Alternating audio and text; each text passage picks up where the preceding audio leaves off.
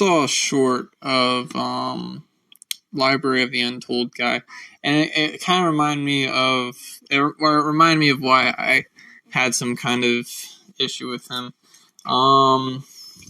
Yeah, so it's funny because last night, I was talking to my ex about, what's his name? Carl Jung. I really have a raw nerve about Carl Jung, too, because I have this feeling like Carl Jung studied the occult, but then he comes back and is like, synchronicities and, the collective unconscious.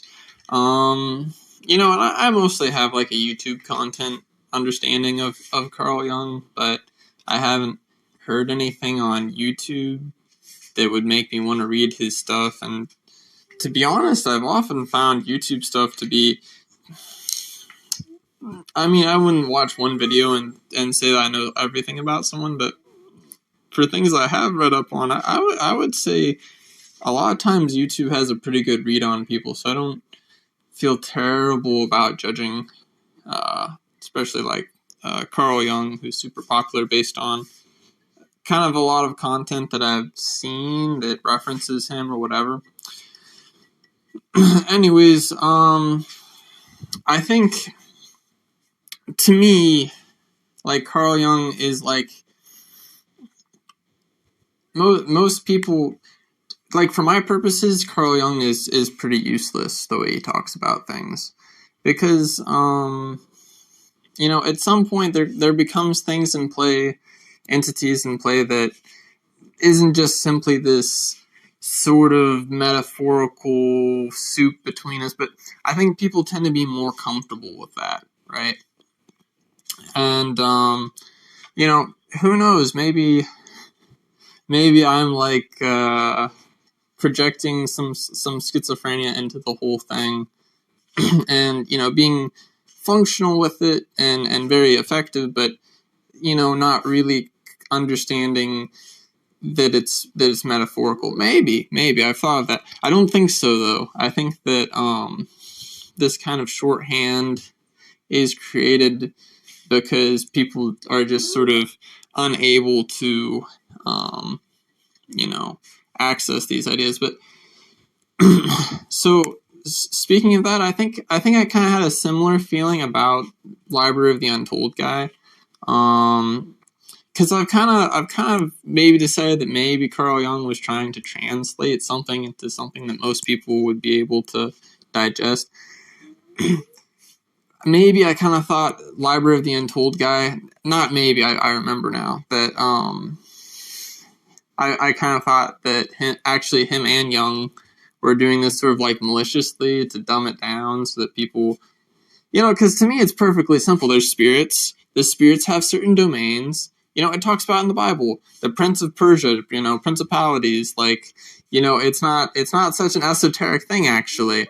So I really have this raw nerve about, like, yes, there's beings, that we can't see, and that are, some of them are living practically in your energy body, feeding off of you. And the minute you start doing some magic, you'll see some shit because they come out, and then you can see them, but they're always there. Like, my parents, like, oh, you started doing magic, you see spirits. I'm like, no, they're already there. Why do you think I was depressed, See, to me, it's so obvious, right? So why wouldn't we just talk about spirits? You know what I mean? So, but I think I thought it was malicious, but I think actually, people just don't like this way of thinking about it. And I can't get that. Like, every single culture in the past thought this way. Every single culture has pantheons and lists of mythological beings, and we came along at some point and we're like, it's it's psychology. People have personality disorders, depression. Children are stillborn sometimes. Don't know why. I don't know. Like, for example, like. I was talking with a friend, and he had problems with phlegm, right? That he has so much phlegm he can barely breathe a lot of the time. I used to have the same problem.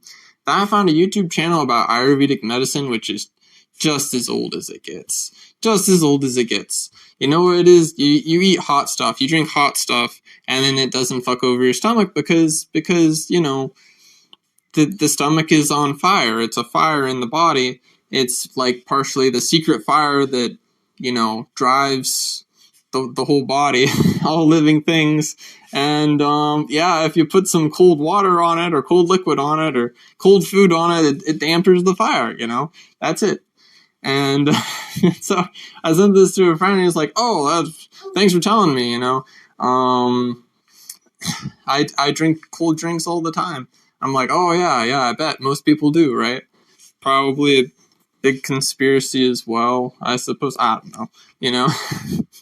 I mean, there's some stuff like it's terrible for your health. It's really terrible. I think it actually causes you to not get the nutrients you should out of your food if you eat and drink cold too much. But anyways, you know, I had the same problem, and it's like, you know, I just didn't know. You know, I didn't know. Now I'm to the point I'm doing all kinds of stuff with prana because I'm able to, because I just know this simple Ayurvedic thing.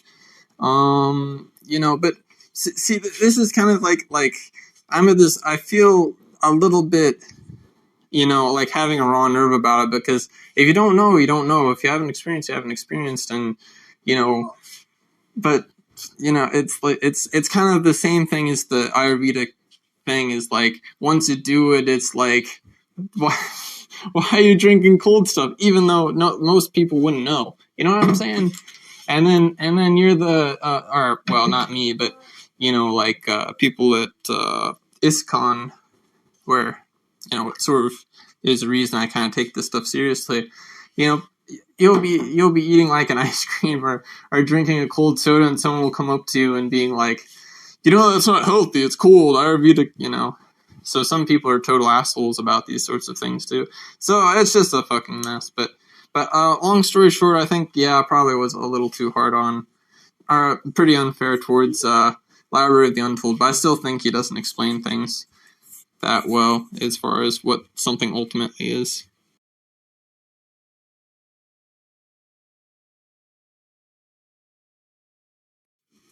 Yeah, he talked about, in the short that I saw, the planets, and he said that it's like a compressed file of someone, you know, who they are and stuff. But he kind of was like, maybe it's like this. I think that's another thing that gets me is this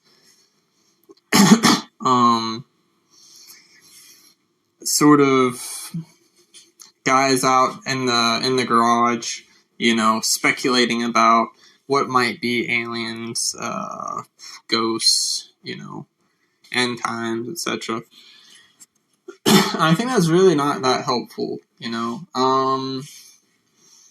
It just kind of sounds like there's a lot of texts of things that might be true type thing, and you know,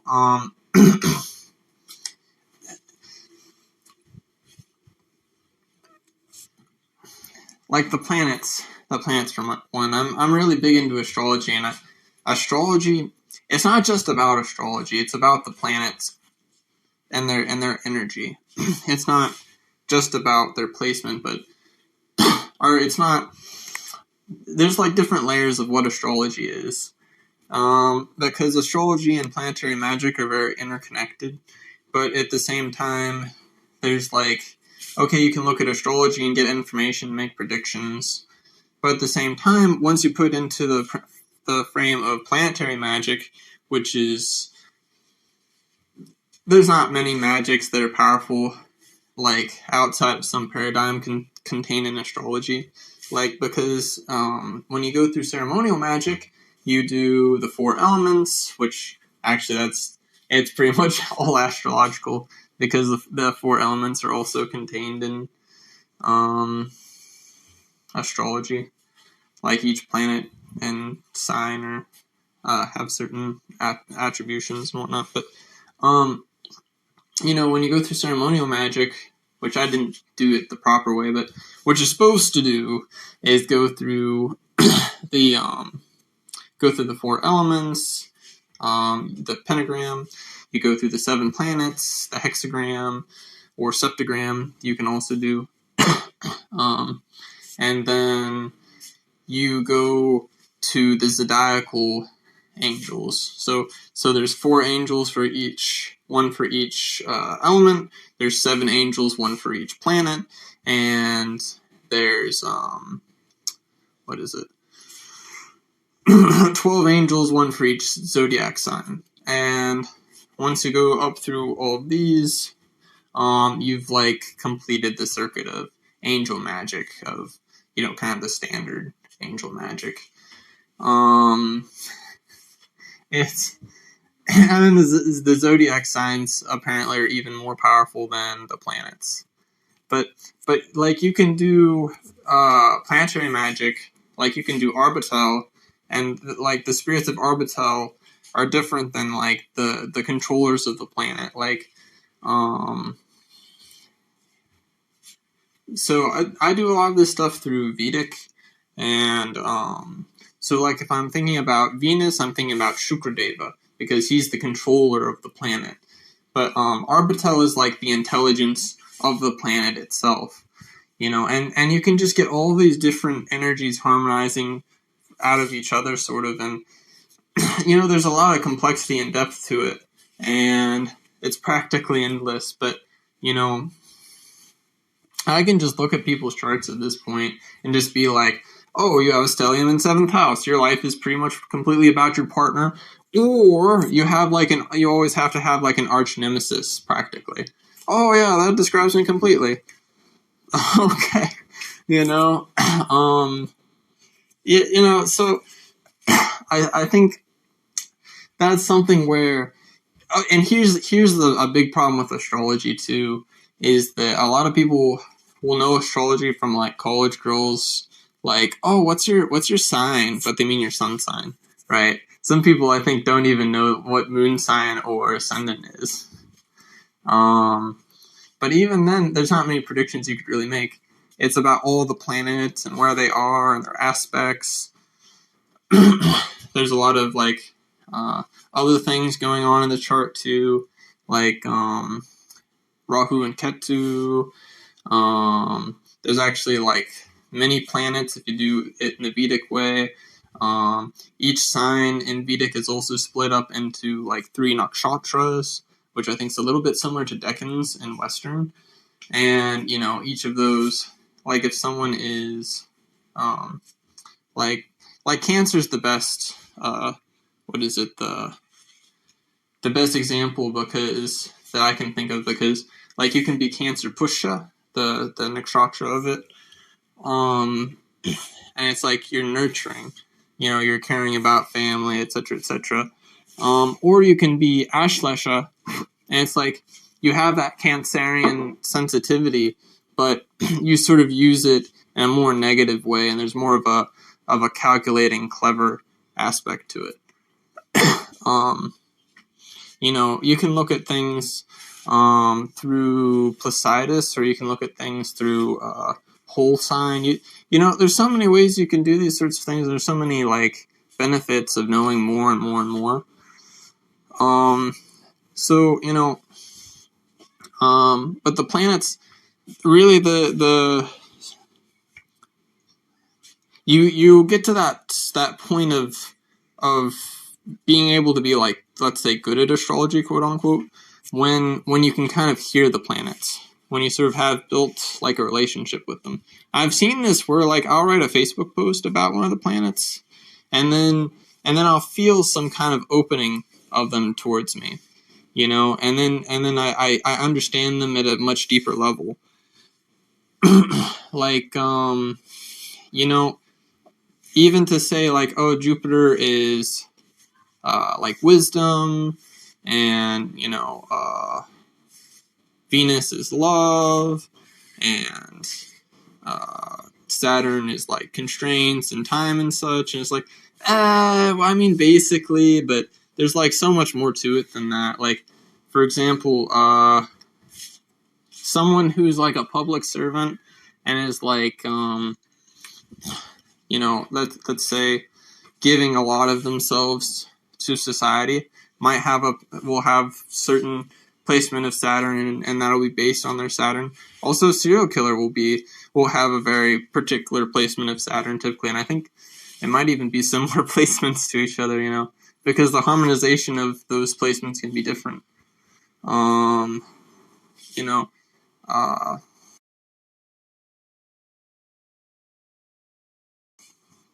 Mercury can be communication, but Mercury is also kind of like confusion. So, like one of the most malefic, one of the most like visibly malefic things you can have in the chart is like Mercury retrograde. It can even result in in injuries and things like that. It can be pretty difficult. Like Mars retrograde, you'll probably have difficulties with authority and stuff, and Saturn retrograde also, but Mercury retrograde can be pretty difficult. Like there's so much to these types of things, and I think to me, I feel like we need to be on the cutting edge of understanding it, and not back on Tutorial Island being like, oh, maybe it's like this. How do we take these concepts and consider them in a way that is like, quote unquote, like scientifically plausible, like the planets are like a lens projecting primordial light on us, but they also have their own energy, like the sun shines on us, but also the planets in a way more subtly do, and they have a power over the earth, like dominion.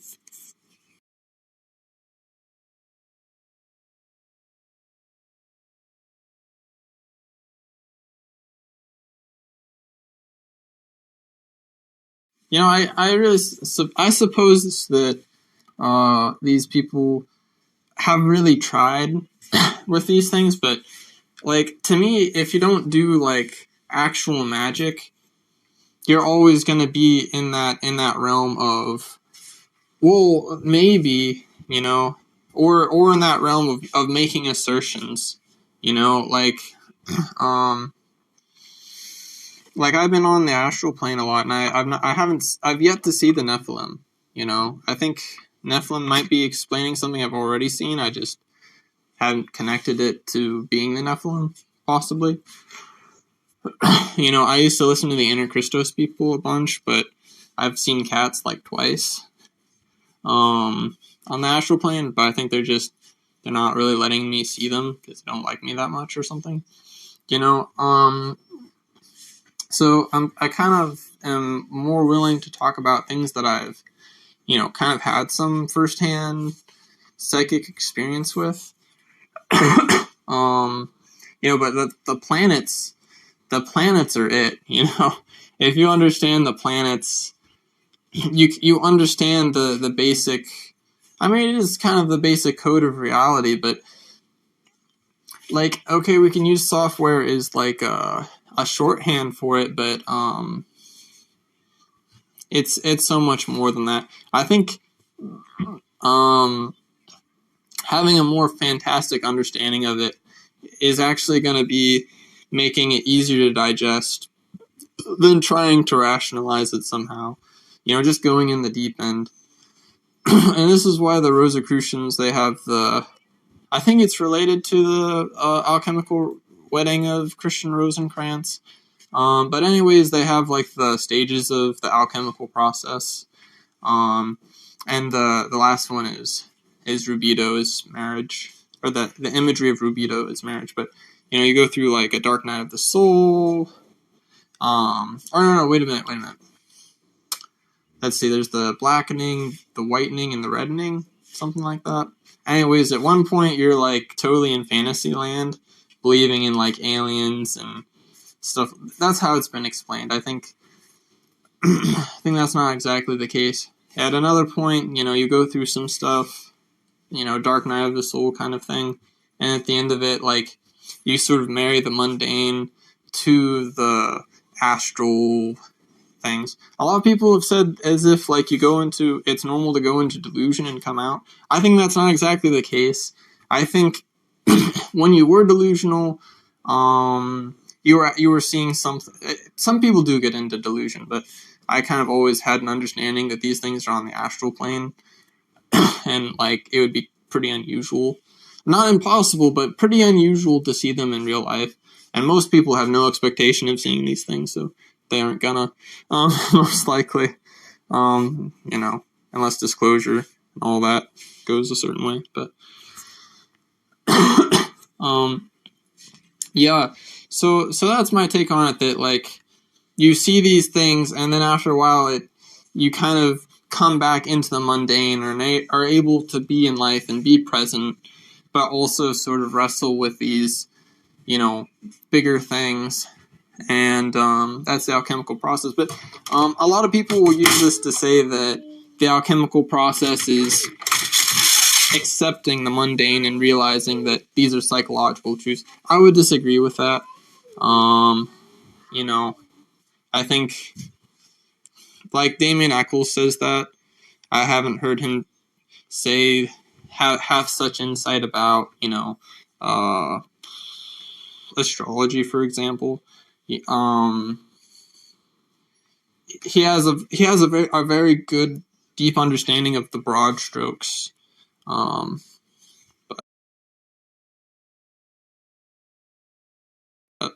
it kind of sounds like he was expecting for like angels to physically come down and visit him or something. Like I never expected that, so I wasn't really disappointed in that sense. I believe that actually though you can summon angels. I think it's the CE5 protocols. People do it, Enochian people do it. I mean, I wouldn't recommend that any of you guys try or even look up anything about Enochian magic. It is dangerous. It's pretty dangerous. Like, yeah. Anyways, so yeah, and then that sort of thing makes me wonder if people like Damien Eccles are maybe trying to mislead people. I don't think so, but maybe they are. Or Library of the Untold, even, But I think I did make a little bit of the assumption that there was some effort to mislead people, like, because in my mind, like, why wouldn't you just talk straight about these things? And that's what Crowley did. But then again, Crowley was run out of multiple countries, out of Germany and maybe even Austria as well by the Nazis. So, yeah. Not to mention sodomy was illegal, and I think a big selling point of Thelema was the fact that they were LGBT. I mean, before I think LGBT was a thing, but yeah. So there's like a lot of aspects to these sorts of things. I mean, if I'm feeling depressed and then I sense something in my, mind space and then I get rid of it, and I'm like, oh wow, I'm not depressed anymore. If I feel, some feelings for a girl and then I'm like, I don't think this is coming from me, and then I, update some of my banishings, and then I'm like, oh, don't feel anything. And this is what happens when you do ceremonial magic, is your experiences of life, like, suddenly your mind goes quiet, you don't come across problems and stuff nearly as frequently, because these problems are energetic and then they manifest into real problems. And then you're like, whoa, it's just empty, you don't tend to lust a lot and then you realize, oh, most of the lust I was experiencing was actually like a two-way thing. And since I'm banishing and I'm closing the aura and there's not that mixing of energies, like I don't feel it. There's so many things, and like I came across this stuff somewhat unexpectedly. Like that's why a lot of people will do the LBRP, the first ritual for like a year or more, or at least 6 months a lot of the time, is because just simply doing the LBRP will teach you what it does. Like you practically can't learn enough about the LBRP to realize what all good it will do for you.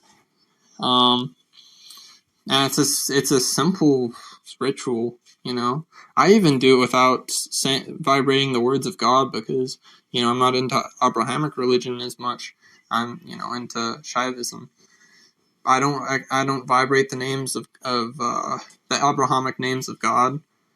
Still works, still works fantastically. It won't work as much as first, because you first of all, the first few times you do it, there's so much shit to clear out of your aura that it's going to be pretty slow going. But after you do it for a while, your visualization of it and everything else will boost it to the point where it's powerful. So.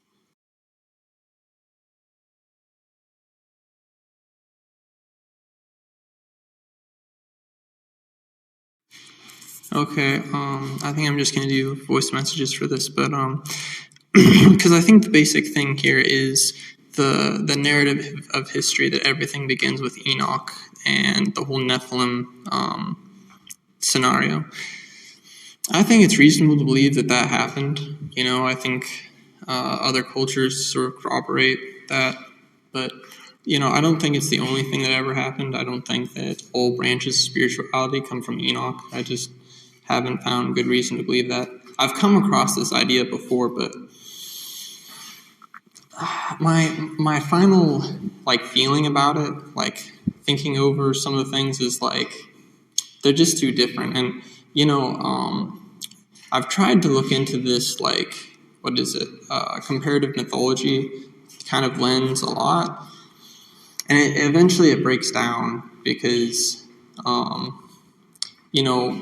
a culture will be similar to the one next door, but I don't know. I just need a lot more of information, of a bridge, to say something like this schizo guy was in my comments the other day and said that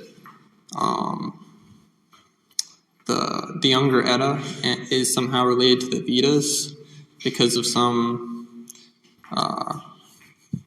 there's some linguistic similarity he posed. I don't think it's accurate, but sure, everything kind of talks about the same mystical concepts, but that doesn't mean it comes from the same place. That's kind of my thing. Now, I think there is good reason to believe that Hinduism and a lot of Eastern, Far Eastern religions have a serious Luciferian bent origin. That someone came down and brought this information that maybe wasn't supposed to. Does that mean Nephilim? That's the thing, is I just don't see a reason to grade everything I see through the Book of Enoch, which I haven't read, but I've heard about it. I just haven't felt compelled to read it. That's it. If I felt compelled to read it, I would read it. And the Book of Raziel, it's on my reading list. So, but I would say I think it's a little problematic that I don't want to. Let's talk when you've read these things. I mean, okay, if that's what the whole thing is about for you, if that's what your platform's about, sure, I'll just wait till then. But yeah, to be honest, I'm not really that interested, to the point that, to me, the Shiva Puranas, chef's kiss, so much power in that, and in a single verse I could meditate for months and change my life. Was that some demonic deception? To be honest, I couldn't fathom that. It's not that I don't want to or something. It just wouldn't make any sense to me, to be honest. And I just find this whole Nephilim story a little bit curious. Yes, clowning appears across the world.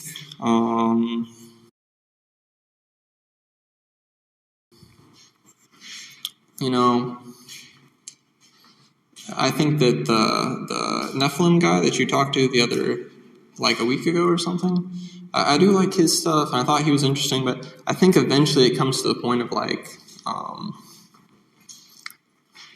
mean, you know how many different philosophies there are, where it's like someone sits on one text and then just harmonizes everything else to it.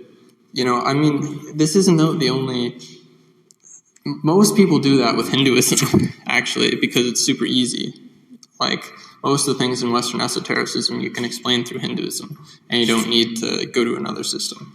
But I just, if there's a galaxy full of all kinds of beings, right, which I think has to be the case, and then we're stuck on Nephilim came and did some stuff, and everything on Earth is a reaction of that. I don't believe it. I'm just going to be honest. I don't believe it. And so I just, to me, I don't feel like there's a huge benefit to me reading the books. But I think Raziel, I do kind of want to read at some point. But you know, the Kabbalah, the Kabbalah, first of all, I've always heard it came from Moses, not Enoch. But I suppose that probably there's different stories out there that was given to Moses on Mount Sinai. I could believe it was Enoch, though. But the thing is, Kabbalah was heavily influenced by Neoplatonism, which came completely from Plotinus. So basically, Plato had these ideas, and Plotinus just expanded them into a whole, like, this is how everything works. I think that's so powerful. I think there's probably no system more powerful than Neoplatonism, more absolute. I mean, is it really the Bible that's more absolute? I mean, you read through the Bible, like,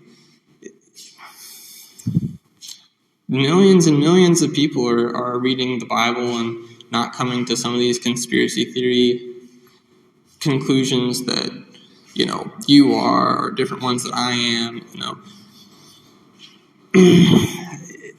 It's not so self-evident what it means, I think.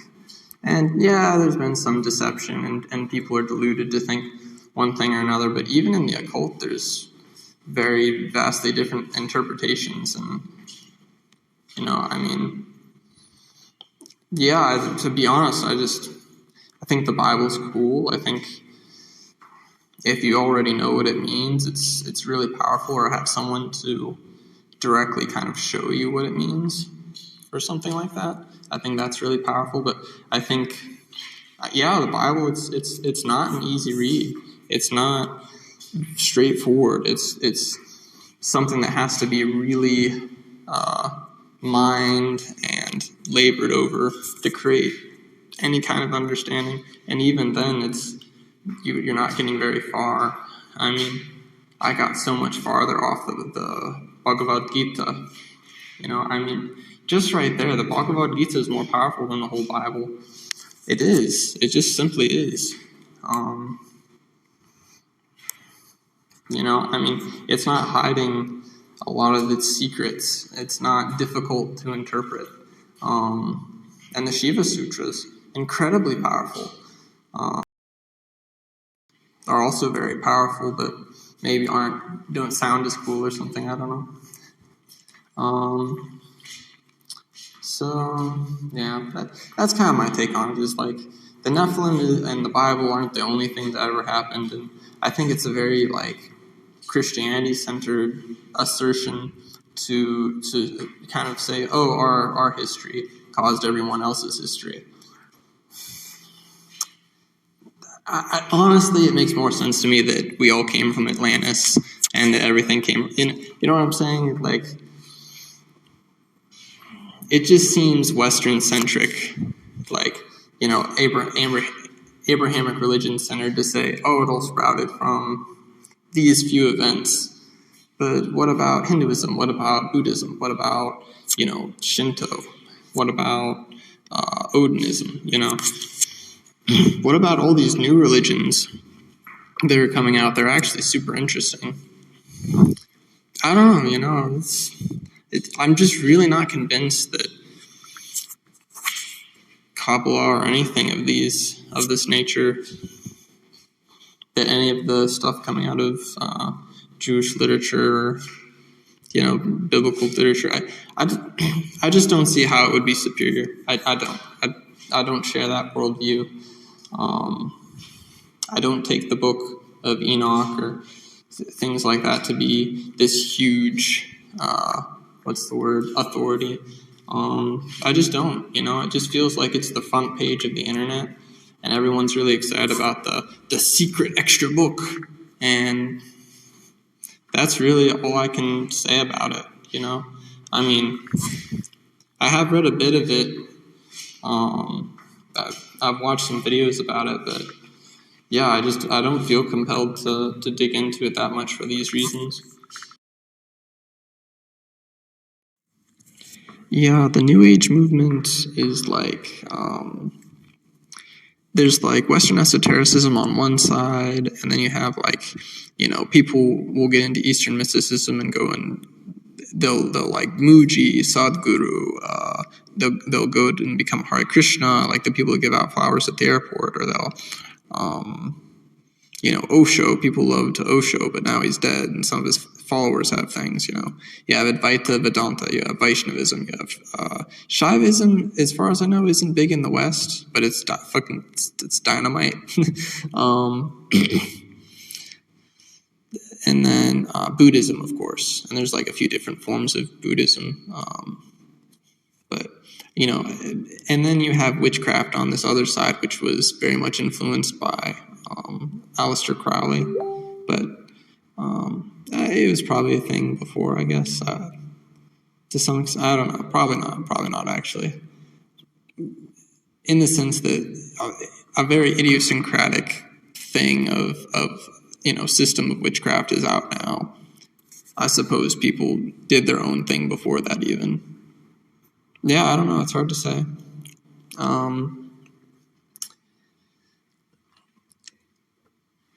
In between all of that is like the New Age, as far as I see. Like, you've got a lot of people doing channeling. Channeling is probably the big one. Like, when I think of New Age, I'm mostly thinking, and when I say New Age, I'm mostly talking about like New Age channeling movement, New Age like UFO movement, anticipating the spaceships coming to pick us up, or things like that. Like the Starseed community. I actually am interested in the Starseed stuff, but I kind of look at it from a different perspective than like some of the things I've seen on YouTube. Like, I saw this one channel, Astral Legends. Like, some stuff, one thing that bothers me with the New Age movement is people say, oh, take what resonates. The thing is, something can feel resonant because there's an egregore behind it. There's a spirit behind it. And so when you hear the thing, the spirit is working on you. And most people do not have defenses for these kinds of things.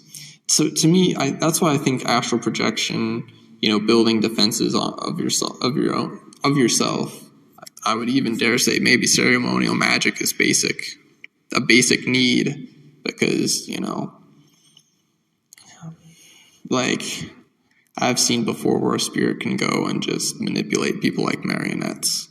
And if you don't have protection from that, you don't know what resonates, to be honest. Like, I mean, maybe some people just have it in the cards for them to be deluded. I've seen that in astrology.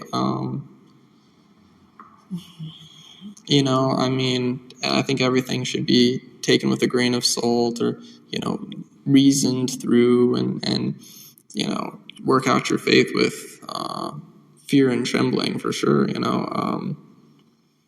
The Bible says a few wise things, I guess. But so I am actually a little bit troubled by the New Age. Some of the, okay, maybe it's certainly not a monolithic single movement. There's kind of a lot of different things going on. That's very true.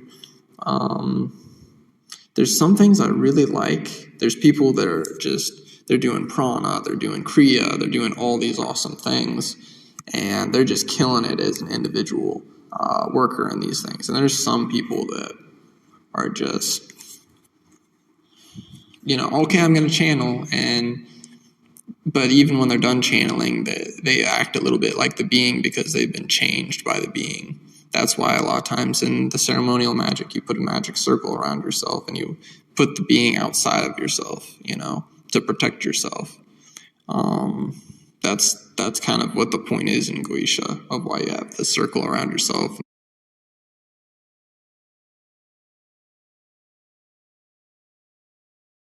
And the triangle and everything. You know, so I see a lot of that kind of like bad practice. I see a lot of bad practice in the so-called New Age movement. But like I said, I also see a lot of good practice.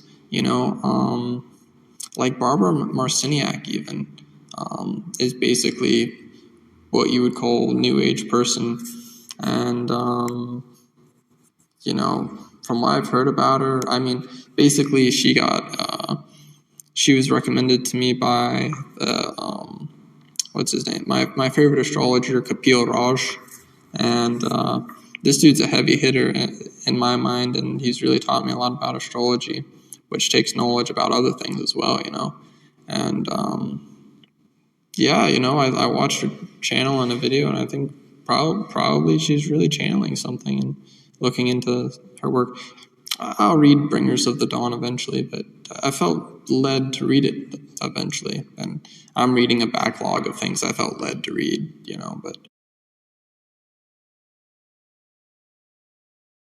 But when I said led to read, I know the spirit that wanted me to read it. I know to some extent why. It's not like, oh, for some reason I felt led to by the universe. The universe is a wild beast. It's a machine that reacts to intention.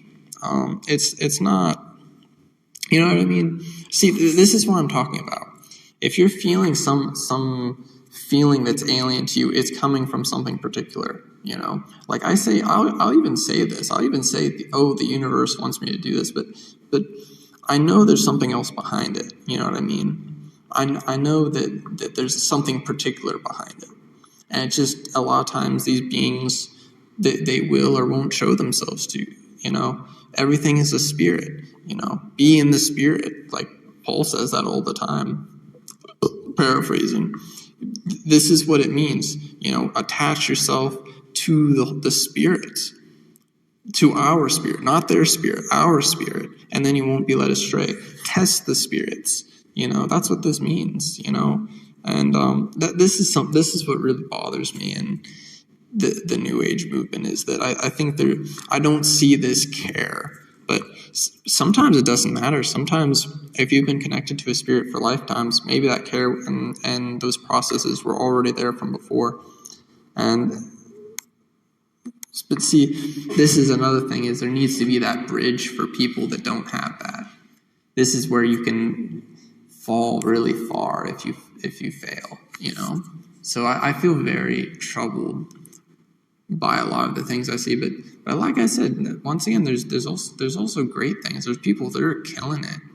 Maybe just fall on what they feel, and I can look at what they're doing and interpret it based on what I've learned. But ultimately, yeah, it's a mixed bag, I guess, is what I'm trying to say. I'm not like, just to say New Age, I'm not like, New Age. Bleh. But I would say anything that happened before the 1940s, or the 1950s actually, anything that happened before 1950, I think is inclassifiable as New Age. I think anything that happened before the UFO sort of movement beginning, I think is not New Age. Saying that anything that comes after Enoch especially is New Age, I think we're stretching the word a lot on that. Unless I'm really severely mistaken about where the term New Age comes from. I'm under the impression that it's a recent term about a fairly recent phenomenon. Yeah, I met my ex on Reddit, and let's see. I met my ex on Reddit, and then she was talking about like as if these secret society people wanted her dead, which I think maybe that was true at the time. I don't know, she might have more than one secret society watching her, to the point where like they're not on the same side. So it's like there's a little bit of conflict there. I think I've noticed some of the results of that.